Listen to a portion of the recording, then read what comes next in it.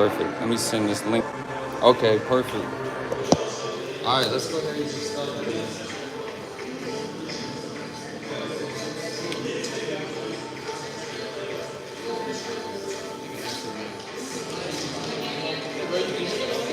yeah, bro. Yeah, Ryan. David, nice to meet you. Nice to meet you, bro. You look familiar, man. Yeah, I'm both of us. I just texted Sam. I said Ryan's here. Yeah, what's he good, said, "What's up?" He said, "He said, fuck Georgia."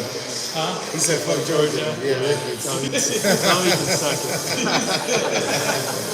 No cap. I think that's Ryan. Ryan know for sure. Yeah, because you and your brother were alike. Yeah. Let's grab a seat. Let's get a little comfortable. Yeah, we definitely go ahead and get started. A lot of similarities, bro. Yep, a lot of similarities. It's always good to see you too, bro. Of course, man. Enjoy it. Yeah. We here chilling. Oh yeah, you gonna be performing for us? No. We'll get started in about 2 minutes, so just grab a seat and we'll go ahead and get started.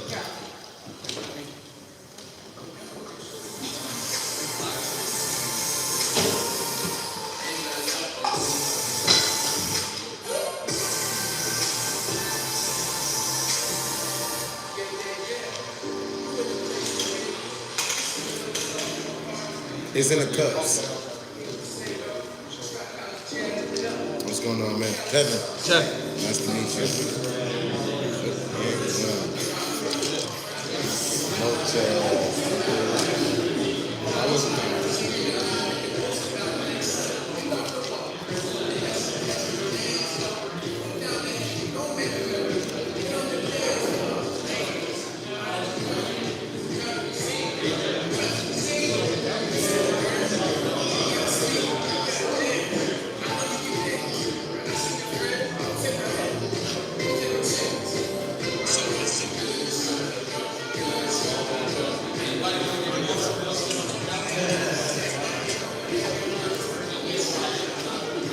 Should we put him somewhere else?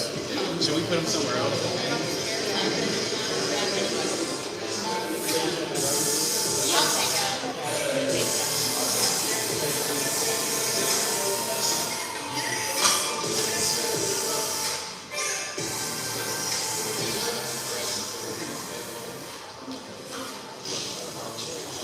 You want this one?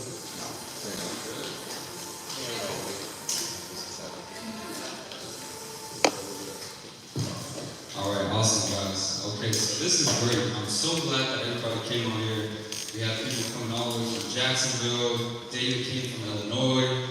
ET came from Texas. And anybody who came, Jeff, where'd you come from? It wasn't too far, right? Oh, you live right here, okay. Grant, 20 minutes. Henry, Brian, you guys are in this area. I'm glad to have all you guys here. Thank you so much for coming. Now, usually when I do seminars, we're talking to old people, so I'm going to be honest. It's good. Henry knows. He's a financial advisor like me. But this is going to be great. The main purpose of this event today is hopefully by the time that we're done with this, you guys are inspired. Okay, so we have notebooks, we have the itinerary. I'll be honest with you guys, my life has changed within the last 2 to 3 years simply because I've been doing more. Okay, so that's the title of this event today. And I also have a book that just came out. It's called The Power of Doing More. You guys have a QR code that you can scan and purchase that, and I'll definitely help you out, get the reviews up. We're going to discuss a lot of gems on how you guys can achieve exactly what you want in life. Like I said, in these last 2 to 3 years, my life has changed, all right? So I started off after college, I played basketball in Europe, and to be honest, it was just fun. Jeff knows when you, anything over there, you'll be lucky if you can make $500 to $1,000 a month, okay? So it's nothing, I met ET out there, it's really nothing that's going to get you to where you want to get, all right? You have to have the proper financial vehicle to get you where you want to get. A lot of us have passions and stuff, but that may not be the vehicle that's going to get you to your destination. So when I came back, I realized, okay, I got to buckle down. You know, I was doing Airbnb, ended up becoming a financial advisor. Then I started helping people after foreclosures. I have a foreclosure business, started getting properties with Airbnb, doing things like that, Turo, just literally doing the most that I could possibly do. And people always ask me, how do you do this? How in the world do you have, I honestly have 15 streams of income, all right? So we're gonna get into that. We're gonna discuss how you guys can manage your life and get the most out of what you want in life, all right?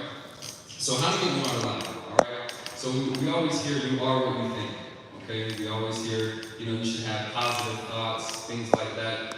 But I'm gonna be honest with you guys, all right? These positive thoughts, they may not last forever, okay? So you have to become it before you become it. So whatever it is that you want in life, you have to actually mentally take yourself to that spot. All right, we have a lot of athletes in the building right now. You guys know the coaches are always saying, like, imagine yourself hitting that shot before you actually hit the shot. The same thing applies to business. Imagine yourself closing those deals, getting that property, okay, doing the renovations, whatever it is that you're doing, you have to envision yourself doing it, all right? We always hear, what is your why? We have to envision ourselves, all right? But to be honest, you have to truly believe it's meant for you, okay? You cannot be fake when it comes to life, at all. You cannot outperform your own self-belief, okay? So if you're somebody and you're like, you know what, I really want to be successful, okay? I want to do this, I want to do that, but you're not confident in yourself and you don't truly believe that it's meant for you, it's not going to happen. So I'm here to let you guys know I believe in all you guys. You can do it. If I can do it, you guys can definitely do it, all right? So we have motivation and discipline, all right? We always hear about motivation, but to be honest, discipline is what's going to push you through, because what's going to happen on those days where you're not motivated, all right? So the first thing we have to do is protect your vision, okay? So you guys, I'm pretty sure, have all gotten many visions, business ideas, things like that. You have to protect it, all right? We get these thoughts, we get these gifts from God, and it's for a reason, okay? If you ever shared an idea and somebody tried to downplay it or said that that's probably not going to work out, screw them, all right? You have to protect your vision, all right? It's your vision for a reason, okay? We also have to understand that now is the time to take action to achieve success, all right? I'm going to break this down. This might open your eyes. Hopefully it does, all right? We spend 1/3 of our lives asleep, all right? It's 24 hours in a day, and we spend 1/3 of our lives sleeping, okay? This is something that I've been discussing with a lot of my friends, and it's what I honestly feel. You're not really living life until after 21, okay? When you're growing up, your parents are kind of guiding you, telling you what you need to do, things like that. Once you're 21, you're on your own, all right? So you have from your 20s to your 50s to build the life that you want to live. And if you're sleeping for 1/3 of your life, and that's 30 years, you now have 20 years to work with, okay? So if you guys are young, now is the best time, okay? The best time to take action and achieve everything you want, because honestly, we're in our prime to earn and make money, okay? Maybe you guys might have some kids right now, but if you don't have kids, that's even better. Nothing against people with kids, but you have a lot of time and ability to work hard. And if you do have a kid, that's another driving factor to make you great. But from 20s to 50s, that's 30 years, you're sleeping, now we're left with 20. You have to start now, okay? So we have the new year coming up. We should not be thinking that, in 2023, all of a sudden the switch is going to flip. It's not going to happen. We need to go into the new year with momentum, and we understand that now is the time, all right? Because no one's coming to save me, all right? Once I realized that my parents weren't coming to save me, no boss is coming to save me, nobody online is coming to save me. You have to do it for yourself, all right?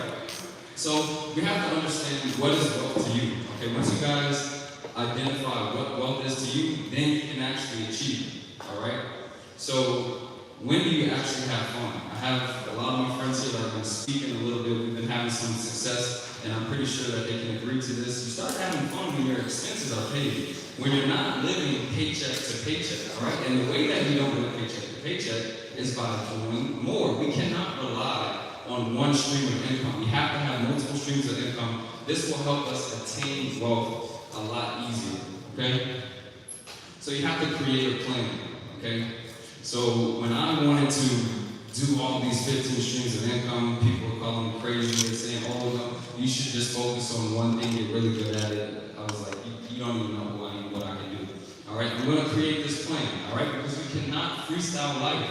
You can't just say, I wanna achieve this, and then, give it a shot. It's not gonna work that way, all right?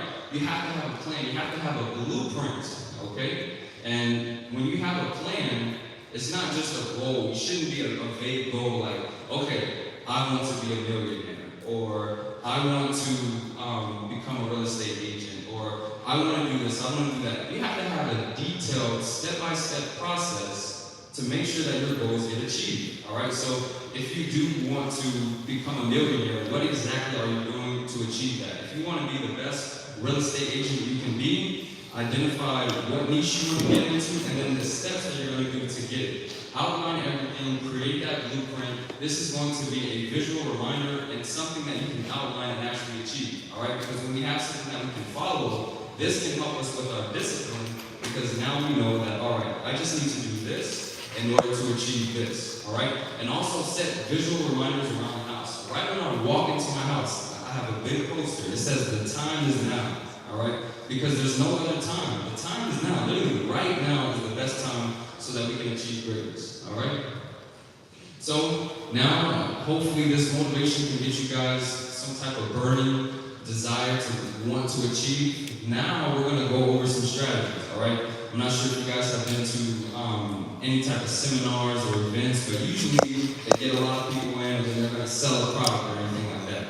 We're not here to do that. Today, we're here to give motivation and then information that you can apply so that you can go ahead and move forward, all right? So you guys know I'm into real estate, all right? We're gonna break down a few real estate strategies, all right? The first one is Airbnb, okay? This is my favorite stream of income because if you get started in Airbnb and you do it the correct way, you're gonna be making profit, all right? There's no reason why you shouldn't be making profit if you do it the correct way, all right? So with Airbnb, you can do this in many ways, all right? You can do rental arbitrage. That's when you reach out to property owners, you get the property, and then you list it on Airbnb. Now, of course, there is going to be some work that needs to be put in, all right? How can we find the properties and the landowners that are going to allow us to list their property on Airbnb, all right?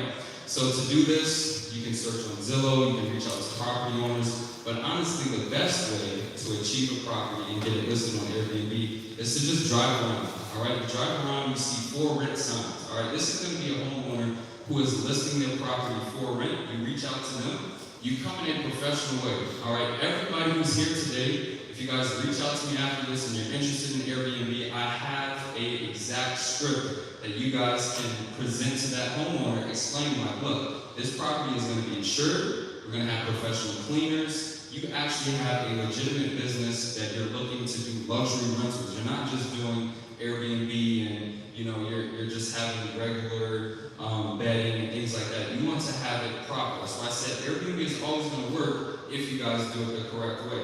All right, the next way is going to be actually owning the home. All right, just like this home right here. All right, this home is about $2 million, and the mortgage on this is $17,000, $17,000. All right, they make that in a weekend. Okay, so if you own a property and you see what your mortgage is, that's what I do. I own all of my properties now on Airbnb. I started with rental arbitrage, but when you own it, you just take your mortgage, and then you want to see, all right, what's that daily rate? All right, if my mortgage is $1,200, all right, I'm going to divide that by 30, okay, 40. All right, well, let's 3x this. Let's list it on Airbnb for $120. I'm going to make my profit. Okay, so that's the next way. The third way for Airbnb is also something that you guys can get started in. And this is going to just be helping homeowners listed on Airbnb. Also, there's a company, Vacasa. Emmanuel's actually in there. You guys can talk to him about that. But this is where you're pretty much a property manager for Airbnb. And Airbnb is not like a standard rental. It's not hard to manage at all. Literally, you guys have a cleaner. You're going to reach out to them. But Airbnb is a great form of income in real estate. All right. Then the next one we have fix and flip. All right. So a lot of you guys have probably seen the shows on HGTV. I have my contractor, my man Rusty here. He's great. You guys want to find a great contractor. When it comes to fixing and flipping, you guys have to understand, you don't have to put your own money up. Okay. There's many strategies that you guys can get these properties, get some cash lenders so that you guys can obtain the property.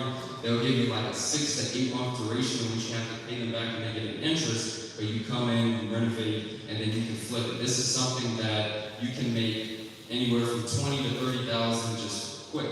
All right, so it's going to take you probably about a month and a half to get your fix and flip complete, but this is a great strategy. All right, the next one we have is standard rental. All right, so you guys can buy a home, buy even an apartment and list that for rents. You don't have to fix it up, spruce it up, do anything crazy. You don't have to have a cleaner. You just kind of let it do what it do. You have a mortgage on it. mortgage might be $800 to $1,000, and then you charge $1,500. Nothing wrong with this.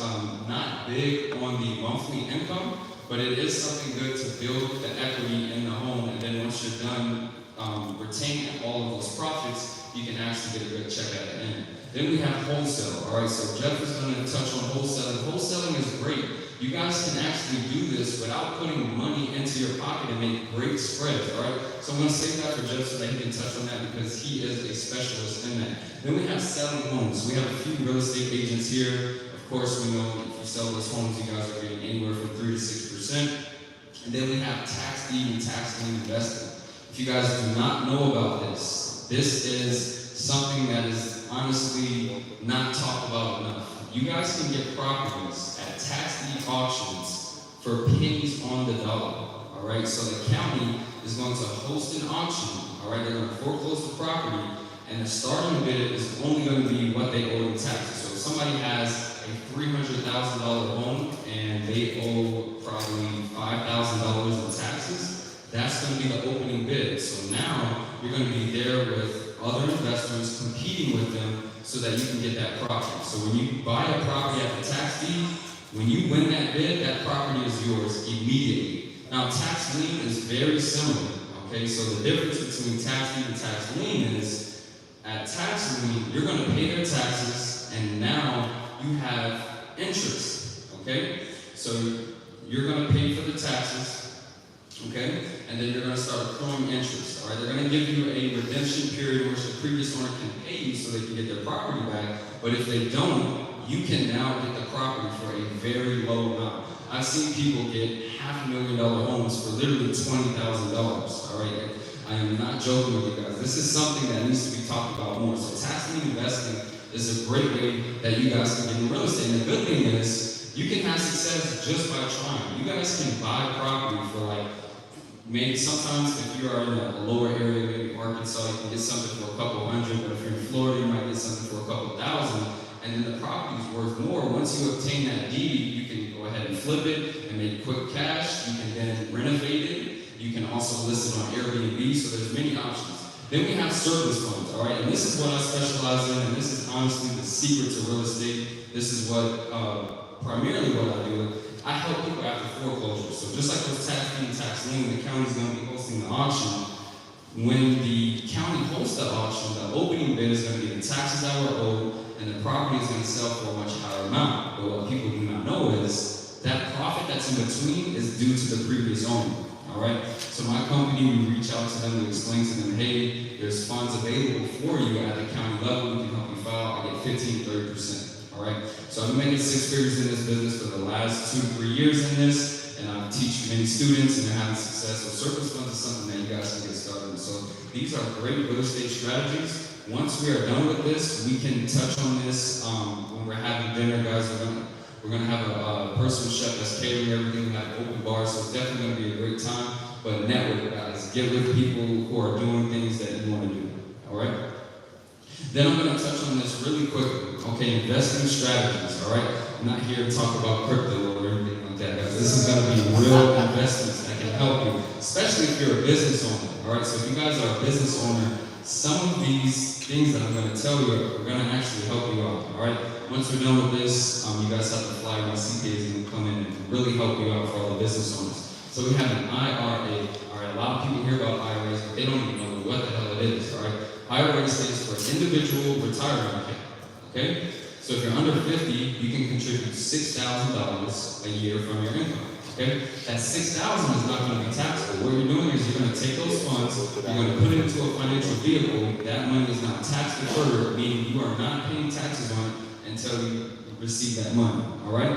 The thing about this is you can't touch it until 59 and a half because it's meant for retirement, or you're going to have a penalty, all right? So if you guys don't have an IRA right now, don't think that this is something for, all right, when I'm 40, when I'm 50, because if you start now, we have the power of compound, all right? And the thing is, we want to strategize now so that when we are older, we don't have to work at Walmart greeting people. We don't have to work at Publix bagging. We don't have to do all of that. We want to live life, all right? So today, we are here to show you guys that now is the best time. We're going to really live life. Then we have the Roth IRA. The Roth IRA is very powerful, all right? So we hear about this a lot of people don't really know what it is, all right? A lot of people think the Roth IRA is going to allow them to deduct taxes, things like that. That's kind of false, all right? With the Roth IRA, that's the same as the IRA, where you're paying your taxes now, okay?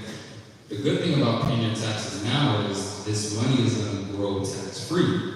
So if you start young and you pay your taxes now, by the time you get 59, you're going to have a huge retirement that is completely tax-free, all right? So the Roth IRA is great. Once again, if you're under 50, you can only contribute $6,000, but I have some strategies for you guys, all right? We have the 401k, solo 401k. If any of you guys are employed, you have an employer, you probably have a 401k, all right? We don't know much about 401ks. We just kind of know that, okay, our company is taking care of it for us. I'm pretty sure you guys have checked it this year. The stock market is dropping. But the 401k is pretty good because you're thinking about the future, all right? But the solo 401k, if you guys are business owners, this is something that is actually a game changer, all right? When you have a solo 401k, let's say you guys are killing it in business and you're making a lot of income, you're gonna have to pay a lot of taxes. Trust me, we're gonna get into that in a little bit. When you make a lot of money, you're gonna have to pay a lot of taxes. But what you can do is you can open a solo 401k, you can contribute a lot more than you can contribute to an IRA or a Roth IRA. You can, every year I put in $32,000 into my solo 401k, so by the time I turn 59, it's going to be outrageous. This is transferring money that I have to pay the government regardless into a financial vehicle that is going to give me some returns, all right? So with that $32,000 that I'm putting towards this, instead of paying the IRS the $32,000, that's now going to that solo 401k, all right? This is going to be gaining interest because it's going to be into investments. And if you guys really love crypto, you can do that, but honestly, I put mine into some safe investments. But the solo 401k, if you guys are a business owner and you do not have that, get with me after this and I can strategize everything for you, all right? Then we have life insurance, all right? We all hear about life insurance, but usually when it's too late, all right? We have loved ones that pass away, and then now we're left with that burden to take care of them. Life insurance is very important. It's just something that you guys can have in the arsenal, okay? Because today we're going to go over a lot of strategies, and we want to make sure we're prepared for everything, especially if you have loved ones. Even if you don't, we know in the future you will. And this is how the rich keep getting rich, all right? They transfer wealth and they keep passing on wealth. So there's a difference. We have term life insurance. That's when you're probably paying, we're young now, you guys can get literally a $2 million policy paying $100 a month. If you want something lower, you can probably pay like $20, $30, but you're just paying, and then if you pass away, that'll be paid out. But they have a thing that's called an IUL, which is an Index Universal Life. All right, you guys might have heard about this on social media. I'll break this down in the most simple term possible, all right? And an IUL is going to be just like that Roth IRA, all right? The only cool thing about this is we can touch this before 59 and a half, all right? And that Roth IRA, we're going to get penalized, okay? And the IUL, you can do the same thing because it's growing tax-free, just like the Roth IRA. You can now put more money, you can access your money, and you're going to have a higher death benefit. And the crazy thing about this is if you guys have a lot of money you can put into this, I do real estate, so I use my IUL kind of like my own bank. So if I put money into this product, I can now access 40% of those funds, take it out. If I pass away, they're going to deduct it from the death benefit. If not, I can pay it back, all right? So this is a loan that you can take out from yourself that you don't have to pay it back. You're not obligated to pay it back. So the IUL is very powerful. Like I said, it's something that you want to have into your strategy for life because we want to make sure that, for starters, we're making enough money, but then we also want to make sure that our loved ones are going to be straight. Then we have the stock market. I'll be honest, guys, when you're young, you want to get started now. Even the market has been dropping. This is the time to get in and actually make money. Now, what you get in, that's going to be up to you, all right? They have some people that are killing it in certain things, but if you want to keep it basic, you don't really know what to do, S&P 500. Okay, the S&P 500 is going to have the top 500 companies in America. On average, in the last 20 years, I think, what is it at, like 11.5% that it's been at? Yeah. So that's something that's consistent, but of course it goes up and down. But don't think of, okay, I need returns now. Think of the future, all right? So these are some strategies that you guys can use to actually make some money on your money.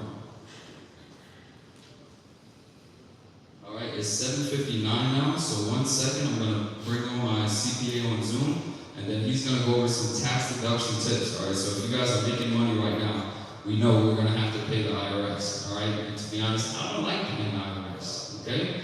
I do not like paying the IRS. Who wants to make 100,000 and then have to pay the IRS 30-something thousand, you know? So we're gonna go over some ways so you guys can keep that money in your pocket, all right? 1 second.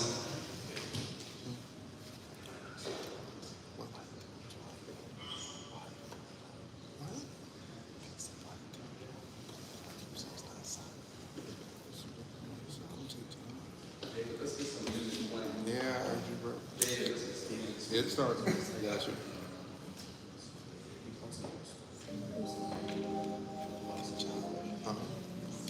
I didn't know he was such a disconnected.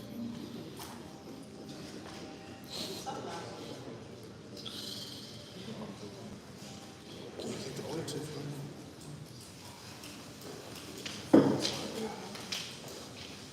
Oh, it's right here. Yeah, it's like that.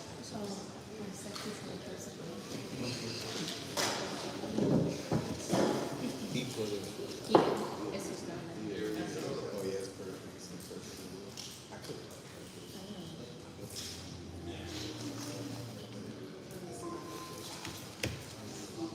You really didn't need it, though. Switch it. Send up something. Everybody's engaged. It's not like a community issue. Everybody's here. I can't hear you. Awesome. Okay. Great. All right, I'm going to change. Once you start talking, you should you can see everybody here. Say something real quick, Brandon, so I can make sure we can hear you good. I'm not here. Can you hear me? Yes, sir. Okay, great. Awesome. Okay. All right. So we have everybody here today, and we have been talking about some real estate strategies, investment strategies. We have some investors here. We have some entrepreneurs. We have some business owners, and we really want to know some tax deduction tips because the IRS. We want to figure out how we can pay them as less as possible, and we can dump more money into our business so we can have growth. So if you could share a few gems for us. We all have notebooks, we have our pen and paper, we are ready to learn from you, Bradley. Okay, well, thank you very much. I hope that I say something of interest to some of y'all. Eric has asked me to talk a little bit about what a tax deduction is and how they help us and that kind of thing. And if you're in business, the beauty of this is a tax deduction just reduces the income and reduces down to profit. So the lower profit that we can come up with, the lower that we're going to pay tax. And most of them, if you're business owners, you pay two different kinds of tax. You pay an income tax and Social Security tax. The income tax, that bracket depends on how much income that you have. And the more income you have, the higher bracket that you're in. But the Social Security is a flat 15.3% bracket. So for every deduction we can come up with, we're going to save whatever the percentage that we're in on the bracket, and we're going to save that 15%. So it can be substantial as to how much we save with the deduction. I will tell you with a business deduction, what you can, it's pretty much whatever the imagination is as to what you can deduct. But I tell my clients, if you spend money so that you can make money, then most likely it is deductible. Now, that's the general rule. There are exceptions to every rule, but that's going to be the general rule that you can pretty much hang your hat on. If you spend it so you can make it, then that is deductible. Now, I have had some people say, well, I've got to eat breakfast in order for me to make money that day, or I won't have enough energy. Well, you'd have to eat breakfast whether you have a business or not, but that's not going to be deductible. So they're certainly within reason there. But if you, for instance, I don't need to rent an office if I didn't have a business. I had to rent that office in order to have that business, so therefore it is deductible. Any questions on deduction? mention anything else about it. Well, that was great that you touched on that, and I really want everybody to understand that putting money back into your business is what's going to grow, okay? Bradley always comes to me, he tells me my tax bill, and I'm like, dang, I pay a lot of money to the IRS. And he's like, yeah, you got a lot of money you need to spend. But it needs to be spent on your business. When you put that money back into your business, you're going to have more growth, okay? And it makes complete sense, all right? We have to spend this money regardless, whether it's the IRS or on your business. Why not put it towards your business so you can expand? You guys should not be making money and like, okay, let me just hoard it and save it all. Money is a currency. Current means it's constantly flowing. So we need to put our money back into our business. All right, it's going to be a deduction. It's going to be something that you want to do anyway. So let's go ahead and do that. All right, thank you, Bradley. So that's one thing. We have a general idea on deductions. What are some ideas or examples of deductions for a business owner that's, has a high tax bill? What are some examples that they can do? I know one thing that you put me on is going to be the vehicle weighing more than 6,000 pounds. Okay. Well, that's certainly one deduction that I talk to my clients about is travel expenses and vehicle expense and the expense of owning a vehicle. There are two ways that you can deduct your vehicle expense. One way is if the company owns it, and the other way is if you own that vehicle. So let me talk to you about the two ways, and then you decide which way is going to give you the biggest deduction, and that determines who is going to own that vehicle. So one way is if the company owns it. If the company owns the vehicle, then the company gets to deduct all of the expenses for that vehicle. The gas, the insurance, the car washes, the oil changes, the depreciation, everything. All of that is 100% deductible. However, if you use that vehicle for personal use, then you have to back out the value of that personal use. Now, I've used two terms here that mean something totally different to me, but may not to you, and that is cost and value. We are going to deduct the cost of owning that vehicle, but we're going to back out the value of the personal use of that vehicle. Value is always higher than cost. So if you use that vehicle a lot for personal use, it may be that the value is greater than the cost, and therefore we get no benefit or deduction out of the use of that vehicle. That method works very well if you don't drive a lot of miles and you use it 100% for business. If that's the case, then most likely you'll get a bigger deduction using the actual expense method. Most of my clients, however, use the mileage method. The mileage method is if you own the vehicle, that would be the method you're required to use. So in essence, what happens is your company comes to you and says, look, I don't have any arms and legs, and I don't have a voice, I can't talk to customers, I want to hire you to do those things. And you say, well, great, I have arms and legs and a voice, I can talk to customers, I would love to work with you. But how am I going to get around? Do you have a car for me? And they're going to say, no, I don't have a car for you yet. We require you to use your car, but we will reimburse you for the miles that you drive for business use. That's when the company is going to reimburse you the amount for personal use. Now, the IRS says if you reimburse the amount that we authorize or a lesser amount, then the amount that's reimbursed, we don't have to put on your W-2, and you don't have to report it as income. In 21, that amount was 56 cents a mile. 22, I think they went up a little bit, a penny or two, because gas was so high.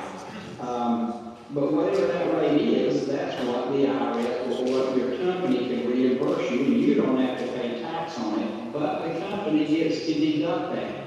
Now, we have found for most of our clients, if they have a reasonable car, $20,000 or $30,000 car, and they drive more than 10,000 miles for business, they'll probably get a better deduction using the mileage method than they would if they use the actual expense method. Now, if you had a dump truck, that's not going to work. If you're driving a $90,000 car around, that's probably not going to work. But if you just got a regular car, you can probably get the higher deduction. Now, what Eric was talking about, a 6,000 pound car, is that if it's 6,000 pounds or less, then the IRS calls those a luxury vehicle. Now, luxury, when it first came out, indicated that these were very expensive cars. But that's not the case these days. The way they define luxury has nothing to do with the cost or the value of the car. It has everything to do with the weight. So they have really limited the amount of depreciation that you can take on these luxury vehicles. If your vehicle is more than that, then they have higher caps on it, and if it's too much, then they don't even have any caps on that depreciation. So if you have a heavier vehicle, then you can deduct more per year on that depreciation. So that's about what's going on with those vehicles. So whichever way is going to give you the biggest deduction, that's who we want to own that vehicle. Awesome, and I'll touch on that in a little bit, how I did that with my Porsche because it's over 6,000 pounds.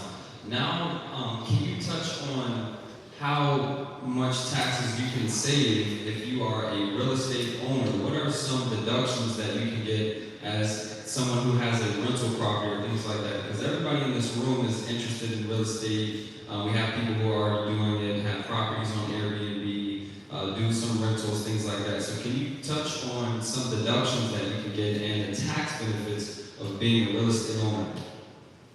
Yeah. There are really going to be two kinds of properties that we can own. One in which you provide personal services and substantial personal services, and one is which you are not. Let me give you a good example of how the pendulum swings both ways. And we're going to be talking about the pendulum all the way to the left and all the way to the right. As it gets towards the middle, it gets a little confusing. But that's why the tax courts are so full, because there's a lot of gray area in tax law. If you go to a motel, that is rental property. No question, I'm renting that room for the night, maybe for even a couple of nights, but I'm not renting that room for a year. And with that room, I'm getting some services. I have some maid services come in. They're going to make the bed for me in the morning. They're going to put out some new soap for me. They're going to give me some more shampoo. They're going to vacuum the floor. They're doing a lot of stuff for me. I'm not just renting that room. However, on the other side of that pendulum is I own a house, and I'm going to rent that house, and I'm going to have a year's lease with my tenants. I'm not ever going to go over there until that tenant says, my toilet is running, send somebody over to fix this, or some other problems going on. And they're going to send me the check, and I don't really have to do anything. So the difference of the two is if you're in long-term rentals and you don't provide any services, then you have a rental situation. It's going to be called passive, not passive, oh geez, it's tough getting old to start to lose your memory and things. I believe it is passive losses. Passive losses have some limitations, and we'll talk about that in a minute. The other side of that coin is this motel that I'm talking about, because I'm providing personal services. Many Airbnbs do that, where they're providing those personal services, or bed and breakfast where they're providing those personal services. When those personal services get in there, now we've got a business. This is not passive income anymore. This is active income. And we've got really two tax scenarios on both of those. So I'll talk about the passive one first, and then we'll talk about the active one second. In the passive scenario, where you're just renting and you've got a long-term tenant and you're not providing any services, we normally just report that on our personal tax return. It goes on Schedule E, and we report there the income and the expenses that we generate. Now again the income is pretty self-explanatory, but what kind of expenses can we deduct? Well, any expenses that we incur to earn that income as a minimum. We would have interest expense, insurance expense, property taxes. We may even have some utilities that we have to pay. Maybe we pay an HOA fee, those kinds of things. So you've got to determine what expenses do I incur so that I can generate that income. Now, the positive with that is that income is considered passive income, which means we pay income tax on it, but we do not pay Social Security tax. So that 15% Social Security tax that we talked about earlier that businesses have to pay, these rental properties do not have to pay that 15%. So that's a great thing. The negative with that is this. If we have losses, those losses are going to be limited. They are limited to $25,000 for most people. So you can deduct up to $25,000 of those losses against any other kinds of income. But if you lose more than that, you cannot deduct that. What the IRS, and now you're not just losing it, we just can't deduct it this year. So what the IRS calls out is these non-deductible losses are called suspended losses, which means that they're suspended till next year, and we'll go through that same calculation again, and we're limited to $25,000. So in year one, let's say that we have a $30,000 loss, we deduct $25,000 against our other incomes this year, and $5,000 is suspended. Next year, let's say that we have a $15,000 loss, plus our $5,000 suspended loss equals $20,000 total. Since it's less than $25,000, we can deduct the entire $20,000 next year. Now, for many situations, that loss continues to carry over. Now, we never throw that loss away. That loss is deductible in one of two situations. One is if we make income, then we can deduct that loss against that income, just as I described with my $15,000 loss plus my $5,000 suspended loss. Now I get to deduct that. The second scenario is when I dispose of that property. So if I finally sell it and I've got this big suspended loss, now I can deduct that loss against that profit that I've made. And that profit, it may be substantial profit as a capital gain, but it may not really cost me a lot because I've got all those suspended losses that I get to deduct now as well. Yes, and Bradley, I'm selling. Should I talk now for you to make a comment, or should I talk about this if we have some significant services?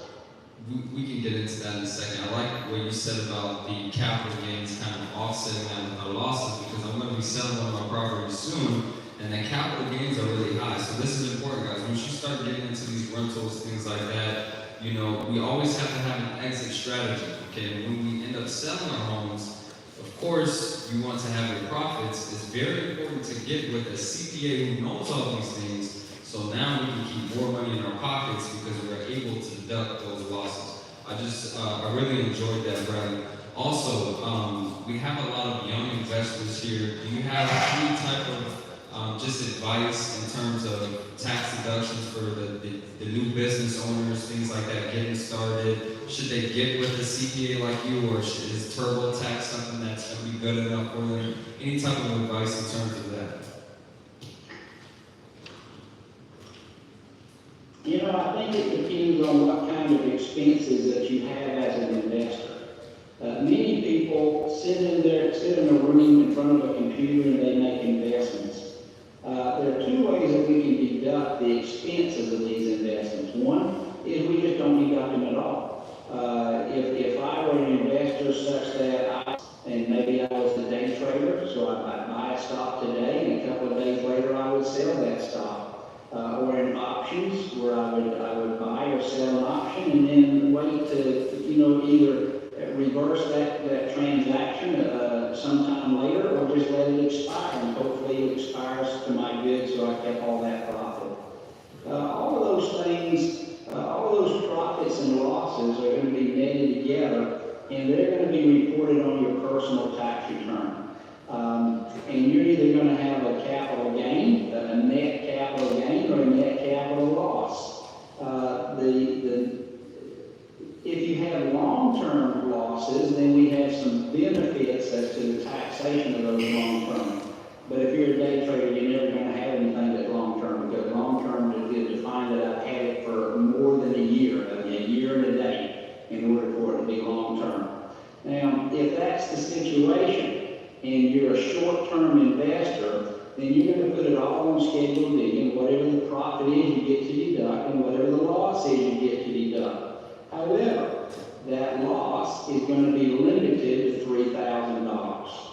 So if we choose that road, then we deduct no expenses for my computer, for my internet, for my office in my home, that kind of thing. Now, that's something very important that you're sharing right now, brother. And I want them to really understand this. If you're somebody who's a day trader, you're telling me that the computer, the office space, any type of technology that we need to actually do this is deductible, correct? No, it is not. Okay. It is not deductible. There's another way we can do it where we can deduct those things. Oh, it's another way. Okay, shed the light on that. So the computer and stuff like that we're trading on is not deductible. If you're going to report it and it goes on Schedule B on your tax return, if you report it that way, you get to deduct none of your expenses. There is a way that we can deduct those expenses, but there's some negatives and some positives with that, and you need to kind of balance those two and say, which is going to be the best way for me? So if you want to deduct those expenses, this is what we would do. We would say that we are in the business of investing.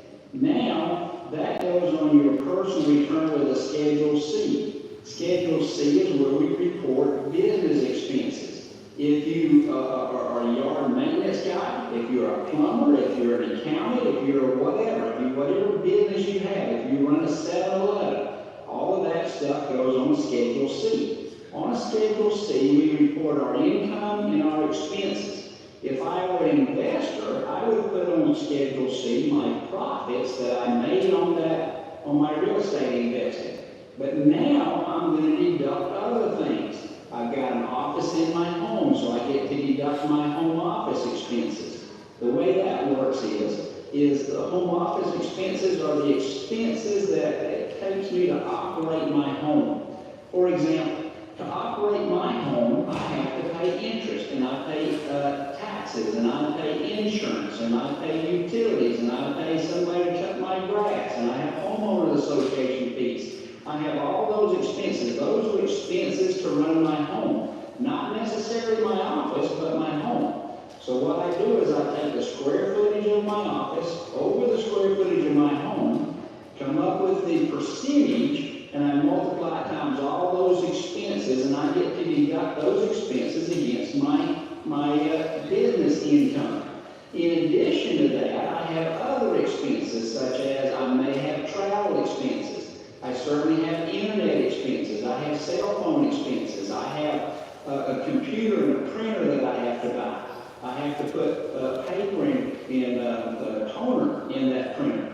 So now if I want to deduct all those expenses, I can do it. The positive with that is it allows me to deduct all those expenses. The negative is that now I have an active trader business, which means that I have to pay income tax on that money, and I have to pay Social Security tax on that money.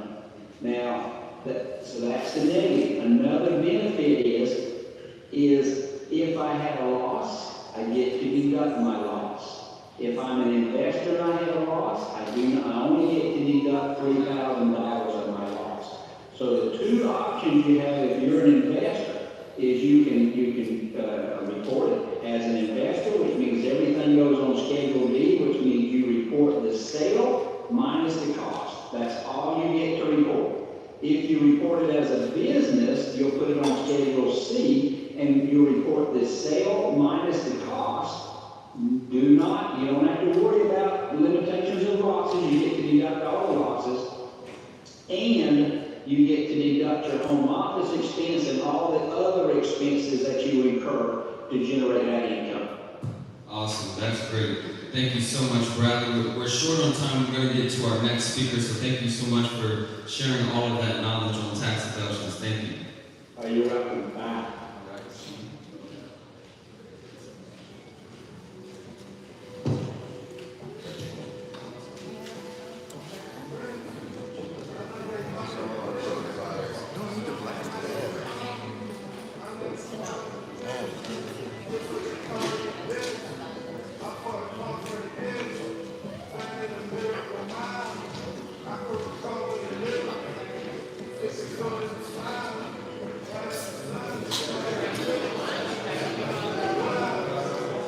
Hey guys, so I want to touch on something really quickly. When it comes to tax deductions, Bradley is great. He's a little old, and I know he was long-winded. I want to give you guys something quick and to the point.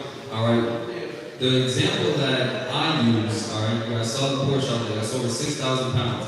I use that strictly for business. I have a car that I have on Turo, so that's completely tax deductible, and I was able to save on taxes by getting that vehicle. So if you guys are any type of high earners, you want to get these vehicles. My boy Josh, you got a Range Rover, he did the same thing. You get those vehicles that are higher, you're good. Now, one thing for you real estate investors is, he touched on it briefly, but interest payments, okay? Your interest payments and your insurance on the rental properties. If you guys are somebody who wants to get into real estate, you don't have a lot of money, but you have an LLC, this is a gem for you guys. You guys can get a home that is going to be approved strictly on the earning potentials of that property.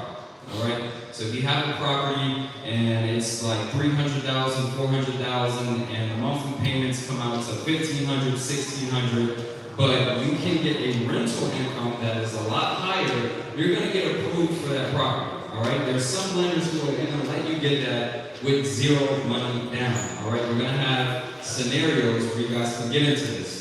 If you get that property with an interest-only payment, you're not able to deduct all of that, all right? So if you have the property, I'll give you guys an example. I bought a duplex, all right? The duplex has a monthly payment of $3,200, all right? $3,200, this is interest only, so I do not have to pay any form of taxes on it. I can deduct that, all right? So that property is bringing in $7,000 to $8,000 a month on Airbnb, all right? So that can be $4,000 to $5,000 in profit, and now I can deduct that mortgage payment. If you guys have principal and interest, you can only deduct your interest. So if you have the principal on that $3,200 for that same scenario, and it's, let's say, $2,800, now that's not something that you can deduct, all right? So if you guys are new into real estate, definitely get with me after this. I'll explain to you guys how you guys can get some of those tax benefits. Now we're going to bring Josh up here. So Josh is actually killing it right now in tech, so I'm going to let him just share a little bit of his success and how he's killing it right now. So give it up for Josh. Greetings, everyone. My name is Josh Coffey. I run an IT consulting firm based out of Atlanta. It's called Catalyst Tech Solutions. And what we do is we're responsible for the IT implementations, development, and all type of IT needs for government, finance, healthcare, insurance, whatever that looks like. We have and the platform that I developed for and maintain is called ServiceNow. Many of you probably have heard of ServiceNow or our competitor, Salesforce. All you have to do is stay on the Yahoo Finance and check out the stock price, and you can see they're doing very well. So with that, how I got into IT consulting is from I went on Udemy and did a 3 to 6 month course. But my background started in finance. I went to school. I played football in college, played sports like my brother Eric, and went from there. And I saw finance was a great degree. I had to put on a suit and look the part, and sit at this desk and go through all type of pro formas and things of that nature, and investment analysts, just doing things. 22-year-old life, 23. I'm like, okay, all right, put on a suit every day. All right, this is not it. I gotta find something breakthrough. Where's that breakthrough? And of course, I know a lot of people that are in IT. I have family members that are in IT.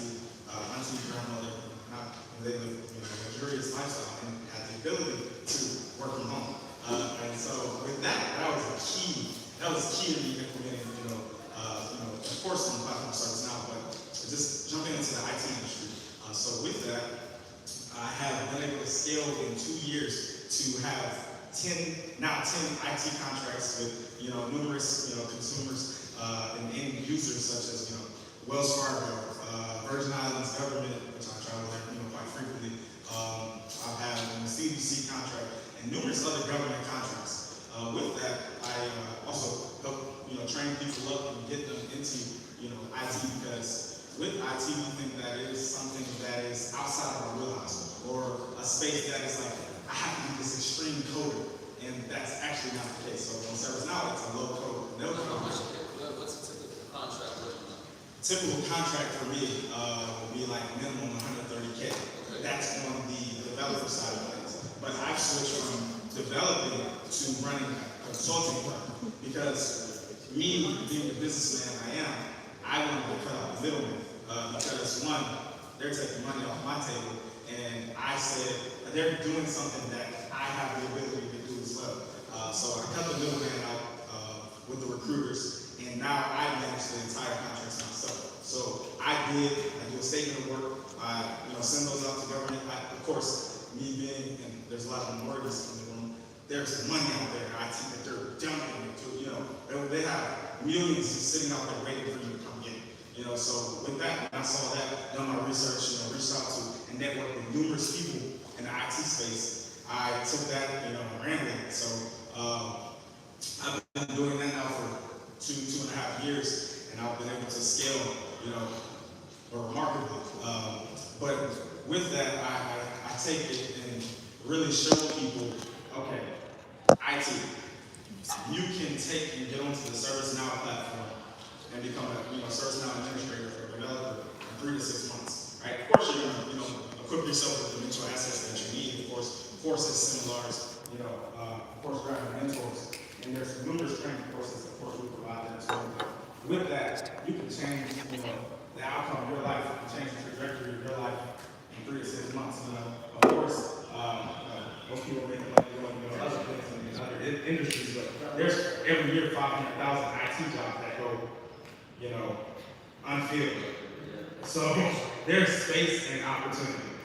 So that's really my background, and like I said, I've been doing that for a while. Assisting numerous people across the world, and also partnering with numerous corporations in India, and outsourcing the majority of my work. So when I get a contract, I'm looking to make 25 to 50% market rate on the contract. So I took the middleman out, and I became my own middleman. So that's really valuable for me, because it's keeping money in my pocket. Obviously, we had the CPA talk, so that's really valuable as well. So that's. Touch on the success that you're seeing now is a good time. Yes. Every day that we wake up, we have numerous distractions that are thrown our way. Instagram, TV shows, Netflix, and things of that nature. And I'm 26. I'm just turned 26. I was in Dubai for 2 weeks. I did a tax write-off one.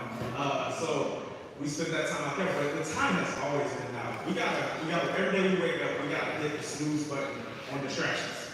Whether that be put your phone away for 30 to 45 minutes so you can have, a really intense, 30 to 45 minutes where your focus is held, on whatever task you're at hand, So with all those, things young, those very beautiful, handsome individuals, we really have to maximize our existence. And with that, like I said, we have numerous distractions. We just gotta, be intentional with what we do and how we spend our time. Not to be cliche, but how I broke into IT. I was in finance, like I said, and every day after work, 1 to 2 hours, I was studying in the beginning. It was, of course, very hands-on. So what I'm learning, I'm going, I have a developer instance where I'm copying pretty much what this guy is showing me in the training video. So I actually have that practical, that experience that is needed when I break and get into these interviews of these developers. So the time is always now. We always we see on Instagram, we see people living this luxurious lifestyle. That's out there for us as well. Private jets, nice cars, whatever you want, it's out there for you. Just be very content with your time and limit distractions. Awesome. All right, we're gonna have Jeff come up. He's gonna give you guys some games. All right, when it comes to real estate, it's something that you guys probably don't even know about that he's gonna tell you.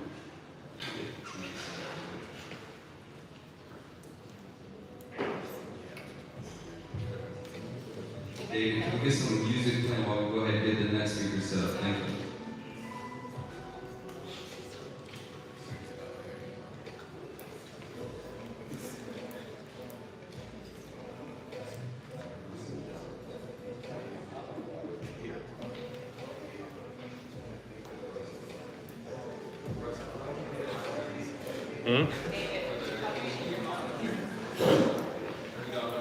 It just popped up.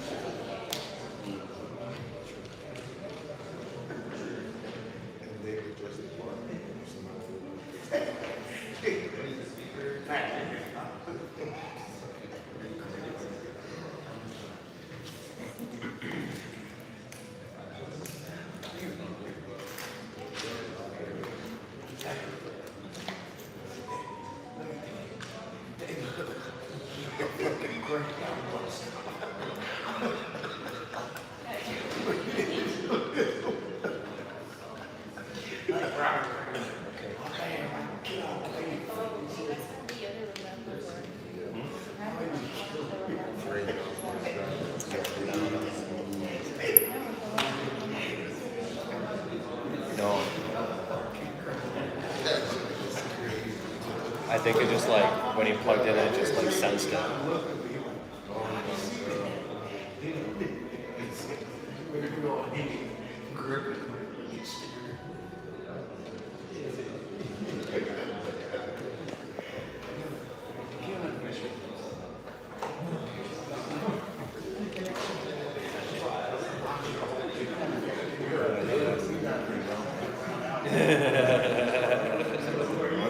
Yeah, right. I'm glad you asked. I'm glad you asked. I'm great, man. Just chilling in the basketball.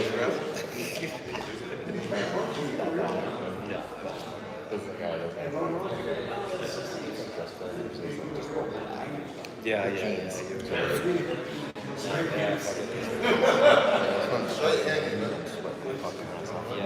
Yeah, exactly. They all just like constant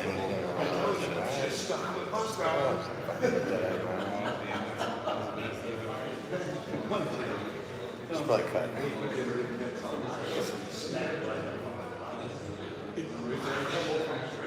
No. Why you say that?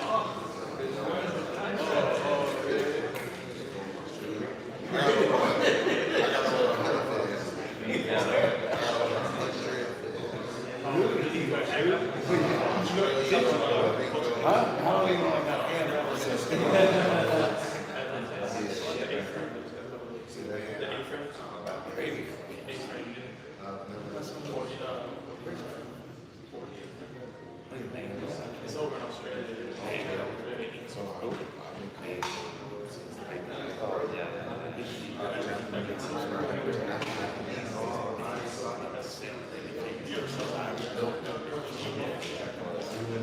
We're having some technical difficulties, but Jeff is going to share some knowledge for you guys. And once we're done with this is a networking event, so you guys can get with us individually afterwards. We'll be able to share a game. I'm pretty sure that Jeff will do a Zoom call with you guys and really just share out exactly what's having success. So let's go ahead and give it up for Jeff. He's going to drop some video for you guys. How's it going, everybody? Let's give a round of applause for Eric for setting us up. Everybody in the booth today, without Eric, I'm just happy to, be here speaking at this event because, the power of doing more is very important, right? And I feel like everybody has the ability to be successful in anything that they do. But I just want to get into it. My name is Jeff Altsor. I'm a 27-year-old real estate investor, serial entrepreneur. I do a lot. But my main niche is wholesaling real estate, right? Usually when you hear wholesaling, guys, you hear the, the traditional way, wholesaling houses, where you find a discounted property or a rundown property where type in the seller or whatever, you try to reach out to a homeowner, and you try to assign that contract over to an end buyer, right? But what I do is a lot easier than that, right? Because when you're wholesaling houses, I'm not gonna lie, it's kind of different, right? Because when I first got into it, I hated it, right? I was wholesaling houses for like the first 3 to 4 months without no pay. I didn't close no deal. And I was like, man, bro, like, is wholesaling houses really, like, does this work, right? Because I was actually questioning myself. But then when I ran into something else, which literally caught my eye, and it was the easiest transition that I ever made, was wholesaling land, right? Which is the same, literally the same strategy, where you find an off-market property and you assign that to an end buyer. But the thing with wholesaling land, what made it so easy, so basically easy to transition to, was that I didn't have to calculate any bathrooms or roofs or toilets, right? Literally, it was just a piece of dirt, right? So what I did was find that piece of dirt and wholesale it to a big-time developer around the area, right? Which a lot of people, I know you guys probably live in, areas where there's a lot of home builders around that are currently building. And those guys, right? Those are the people that I work with, right? Who are usually wholesale my land over to, which is the home builders, right? And the strategy that we use is called the builders first strategy, right? And what we do, we actually reach out to builders around the area that are currently building new construction houses, and we try to reach out to them and basically see, hey, are you guys still, currently still looking for infill lots to, build houses on? And the majority of the time, yes, they are. And the thing with these home builders, right, guys, they don't have people to really go out there and kind of look for lots for them, because their main focus is buying a bulk load of lots, right? They want to make sure that they hit their quotas. So they love working with people like me and yourself, right? If you guys were ever interested in getting started, these people are out there waiting for you to literally bring them deals. But when I came across wholesaling land right after my terrible debut of wholesaling houses, the minute I transitioned to wholesaling land, I closed my first deal in literally a week, right? And that was literally the easiest deal I ever done in my life.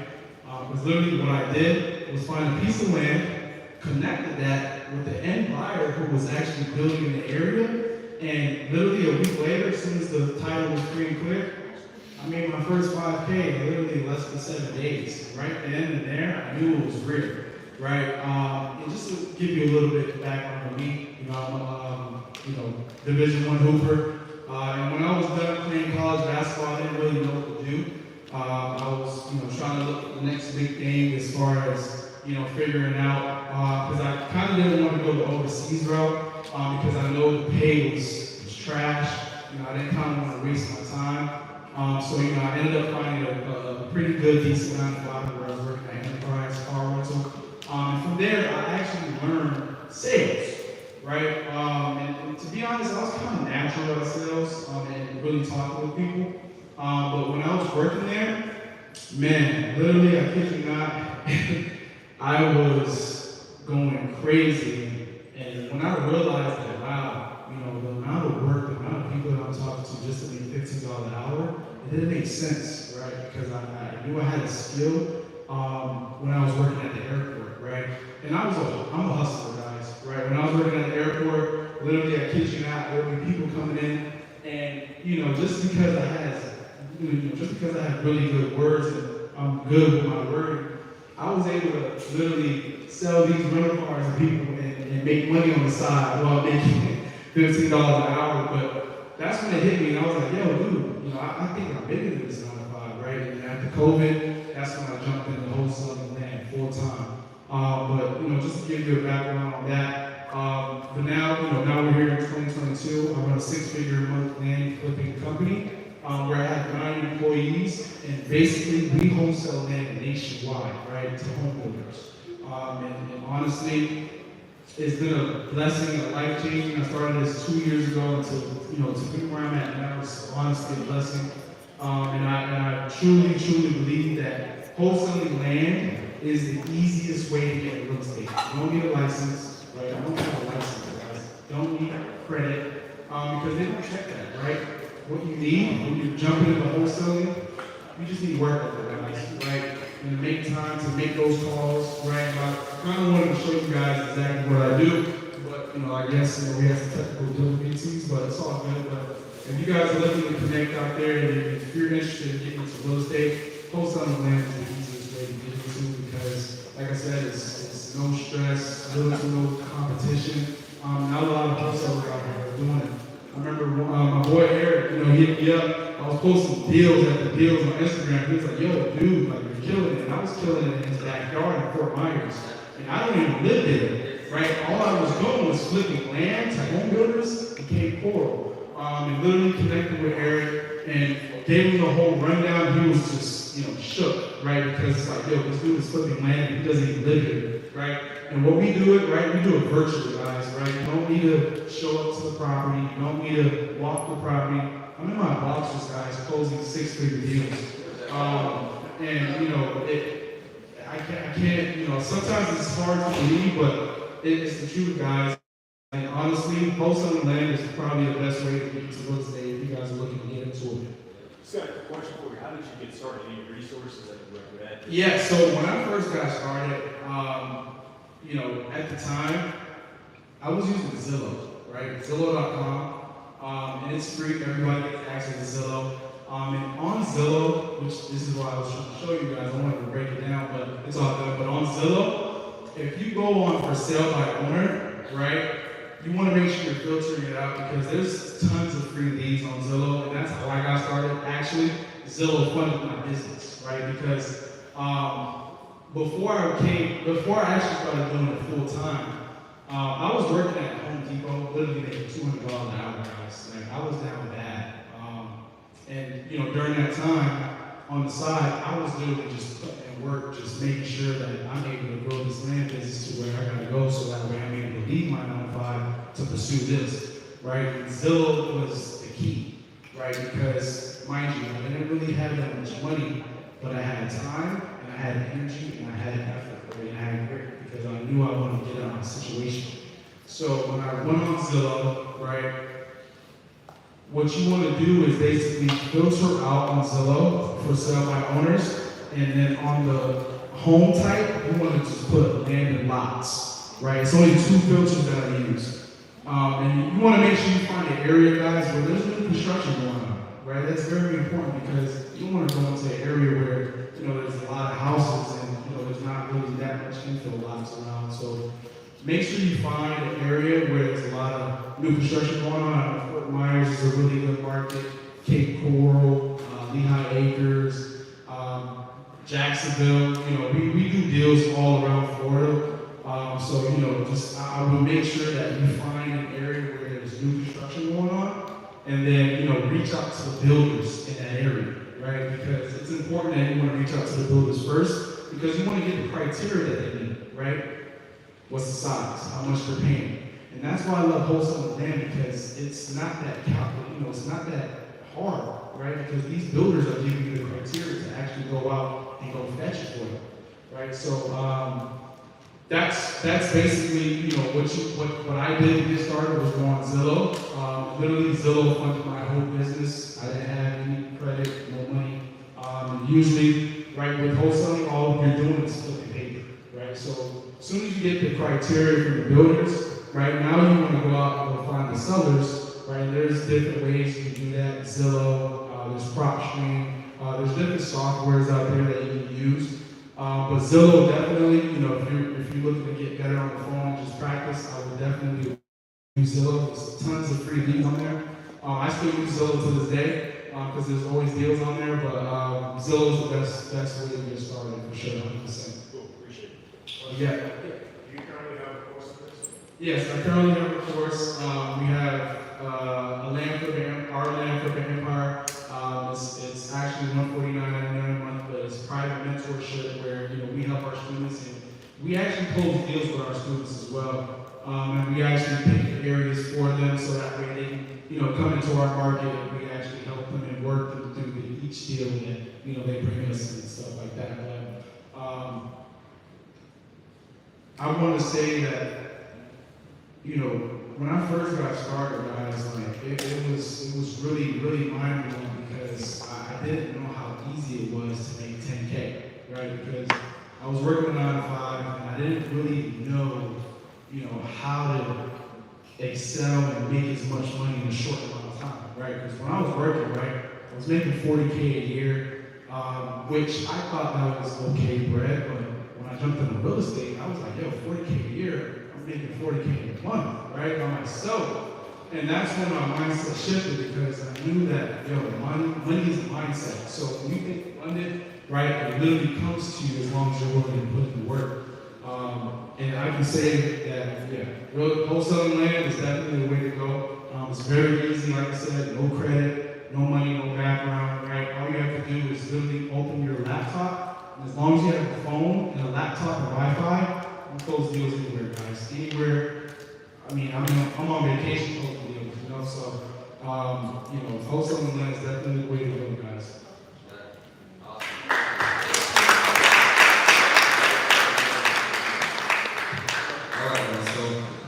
We'll be able to connect afterwards. I know we're going to have a lot of questions for everybody who's speaking.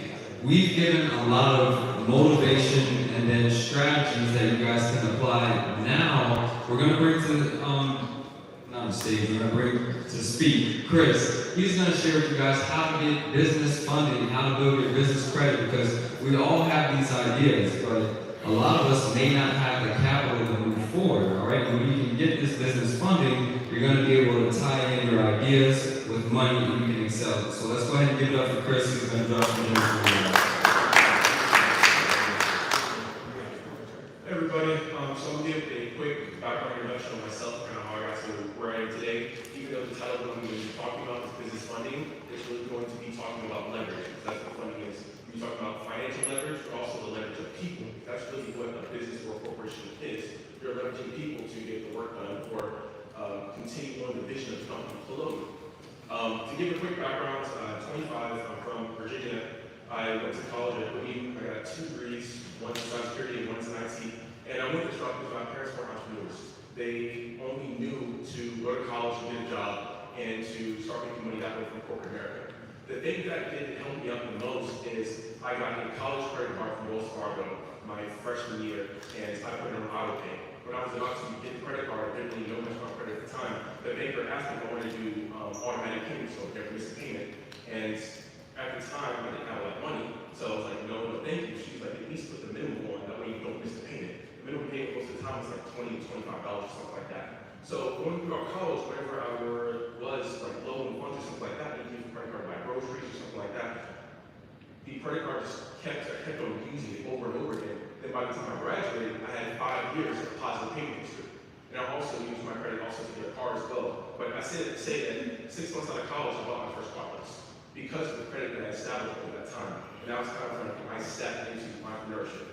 And after I got the complex, I kind of stayed stagnant for a little while because I was content with my corporate job. I had a piece of job over an hour a day. I was making 6 figures. I was making money in my underwear, like I said. It was a very easy ride until I started meeting people that were real entrepreneurs and making really good money. And that kind of like sparked motivation in me to do more. So what I did from there is I took the time to spend a month learning about credit, business credit, and leverage, because I knew that when you don't have money, the way you create money is through credit, it's through leverage. I knew that I had to do credit, and I knew that I needed leverage to do so. So one of the options that I explored, I had my project for about 2 years at that time, I explored the HELOC option. HELOC is a home equity line of credit. Depending on the variable interest rates in the market, things like that, it can change, but let's say you get a HELOC at 3%. You can get a secured loan against your property at 3%, and creative ways how you can use that leverage money is you can lend the money out at a higher rate than you get. So let's say that you get a HELOC against your primary home, that you have $200,000 in equity. You're able to pull out sometimes up to 85 or 90% of that. I know maybe federal, they're like up to 5% of primary residence. It can't be investment property for that. Investment properties are going to be a lower percentage because there's more risk. But let's let's say that you have a $200,000 HELOC, and let's say that you know friends that flip real estate. Let's say that it takes an average real estate flipper 3 months to flip a house. If let's say you lend that 3% money outside a real estate flipper at 12%, you're making like 9% spread on that money. Let's say you lend out $200,000 and you get that 9% back after 3 months. Now you're starting to build up reserves. And after you do that 3 to 4 to 5 times, now you're probably to the point where you replace the entire initial $200,000, and now you're only lending out the money that you made in profit. So you can, the best money is made in between. And I'm going to try to cover a lot of different things because I feel like I have a lot to offer within the leverage space. So probably going to talk as well. But for a long time working in corporate, I thought I was lazy. I didn't like to work much. I found a job where I could make most of my money working the least amount of time. However, I felt like my mindset internally was to work smarter, not harder. I just hadn't put that to use yet. So when I first approached entrepreneurialism, I actually came across a friend that had a VA funnel. What I mean by that is he has a source where he finds virtual assistants that are very articulate, they're bilingual. Most of them actually lived in the US for a good amount of time. So I thought I took that same philosophy that the easiest and the best money is in the middle, because you have both sides of a business transaction. You have a business that buys it, or a business sells it, and then a business that buys it. The middle is just like wholesaling, just flipping the contract. You're not having to own either side of the business. You're not having to be in the heads of building the infrastructure up yourself. You're not having to deal with infrastructure and overhead and payroll and all these things that goes along with building and scaling a business. So I thought to myself, how can I make money while using the VAs to cold call and sell? So I started to think of the best strategies to get VA scripts on, to cold call, to sell products for me, because that was a good way to make money in between. Something that could be an example of that is like solar panel sales. If you were to work out like a contract with a company to sell solar panels, maybe a smaller company that doesn't actually have a marketing department, you could call them and offer your sales as your company for a commission. If you're looking at it from that perspective, the company has nothing to lose because you're only being paid on commission. So if they give you a chance to give you, let's say, a 6-month contract that says that whatever sales you bring in, your company gets 20% of it. You give your script to the VAs, you train your VAs on how to cold call and make those sales, and that way now you have a whole entire marketing team below you. And to cover some of the business that I'm in now, before I get too far, I have a autonomous wholesaling business where I use VAs and different CRMs, and they all work hand in hand to actually take the entire real estate process from list pulling, lead gen, all the way from warm lead to close as well. So I have an entire wholesaling operation outsourced, and I've never actually thought about doing that for land as well. So that's one of the ways I've actually used VAs. I am a co-founder of a mobile auto wash repair company called Shield that is fairly new. However, as of 5 days ago, we had a very important meeting with Raystar Properties, and they agreed to allow us to be their primary liaison for mobile auto glass at their properties within the Atlanta region. So that was very promising so far, but I saw a lot of value in this business because of that. So the next thing, I'm also a co-founder of Logic.API, or we also call Verified API. Since I was in the real estate space, I also own that quadplex and some other small investment properties. Since then, I saw that there was a big need within the verification, from the identity verification and financial verification space, because of see things and other things that are going on. So my API and my software helps to verify your personal identity and financial documents instantaneously, so that false identification or also false financial documents can be passed. So that's another thing that I'm working on as well. But to get back to the business credit and leverage, I wanted to use the example of business credit cards and things like that. So let's say that you want to start your Airbnb business, or you want to start a business that you want to start using OPM, or start off using credit card leverage of some sort. You cannot invest in a business that your velocity of money when the business model is low. Meaning that you cannot take a credit card or borrow money to buy real estate from a buy and hold perspective, because your return on money is too slow. You're going to need to invest in a high velocity income business model. That could be flipping houses. That could be your initial setup for wholesaling houses. That could be investing in a business model that has a high velocity, like Airbnb or something like that. Most businesses actually take a year to become profitable. So you have to choose your business that you get into very wisely.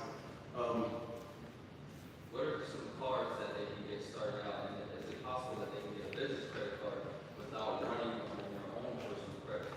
So if you want to get a business credit card with OPG, you're going to have to most of the time go to a credit union. With the credit union, you're going to have to establish a relationship with them, meaning open up a business checking account and then actually put some after a few months of the entity being established, then you will be allowed to be approved for EIN and credit card. However, there are some ways around that, like there's the term shell corporation, but when I say shell corporation, this could be any type of corporation that's already established. Shell corporation means it's similar to shell going, but shell just means that it's a corporation that may not currently be running in one way or another, but you can actually buy an e-commerce company. I'm just using that just for an example. You can go on the website called SwapUp, and you can purchase a low profit margin, high revenue low profit margin, high revenue e-commerce company. And then when you're going to apply for business loans or financing, they look at the revenue numbers to help validate if you are able to qualify for those funds. So even though the profit margins are low, a lot of e-commerce businesses, the profit margins are low, you may be able to buy the business for a low EBITDA multiple, meaning that you may be able to buy the business for a 1 to 2, 2.5, maybe 3x EBITDA multiple, so you can SBA loan 9% of that. Then you can go and leverage the high revenue numbers of the e-commerce business you just bought to qualify for business funding and obtain leverage to either scale your business or you maybe even scale the e-commerce business and then exit that again. Because if you ever purchase that way, that means it's already structured to be sold. Awesome, man. That's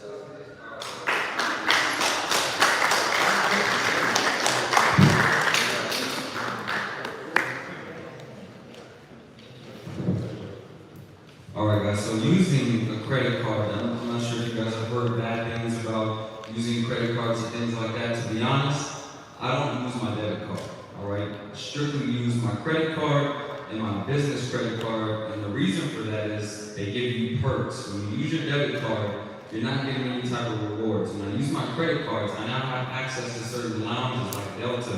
When I fly, I'm flying in first class, I'm flying in, I get to go to the lounge. I get, points to get certain access to hotels, things like that. So using these credit cards are going to give you the benefit, all right? Now, of course, we're not just trying to get business credit, run it up, and then now we're not paying off a credit card, so you're going to use it smartly, all right? But business credit is very important because, like I said, you can leverage that funding combined with your ideas, all right? Because we all have ideas. It's easy to come up with an idea, but it's not necessarily easy to come up with the capital. All right, so we're going to be able to touch on that. Right now, guys, we have a chef. He has the food. I think the food at 9:30. What time is it now?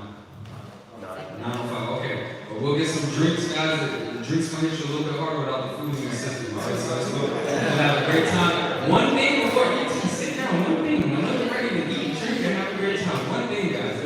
It's called the power of doing one. I promise you, guys. This book. I'm not even being biased because I made it. This book will change your life.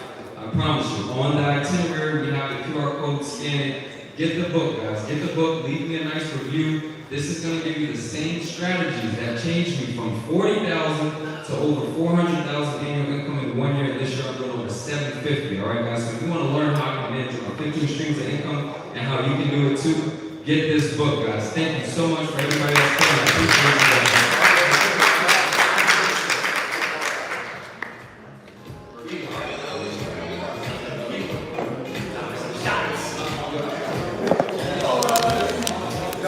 Do you know how to stop this?